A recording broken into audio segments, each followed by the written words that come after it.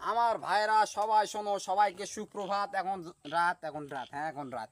কিন্তু ভাই আজকে আমি আবারও লস করেছি কত, $10। ঠিক আছে, আজকে আমার সব কিছুই ঠিক ছিল, কিন্তু প্রত্যেক দিনের একই ভুল, মানি ম্যানেজমেন্ট ফলো না করা এবং মাথা ঠান্ডা করে ট্রেড না করা। ঠিক আছে, এবং আমি ভয়ে ভয়েও ট্রেড নিইনি। আমি যতগুলো অ্যানালাইসিস করছিলাম সব ঠিক ছিল, কিন্তু আমি ওইগুলোতে ট্রেড নিইনি। যখন মার্কেটটা ভুলভাল দিকে যাচ্ছিল আমার মাথাটা খারাপ হয়ে গেছে যে সব তো ঠিক হলো, এবার হয়তো বা ঠিক হবে, তখন ভুল করে একটা ট্রেড নিলাম, ওটা লস। তারপর আবার সম্পূর্ণ ডলারের ট্রেড নিলাম, ওটাও লস দিয়ে আজকে মোট আবারও $10 লস।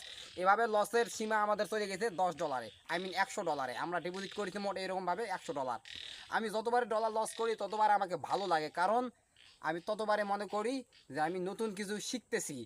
লস থেকে মানুষ শেখে, আমিও বারবার শিখতেছি। I love this.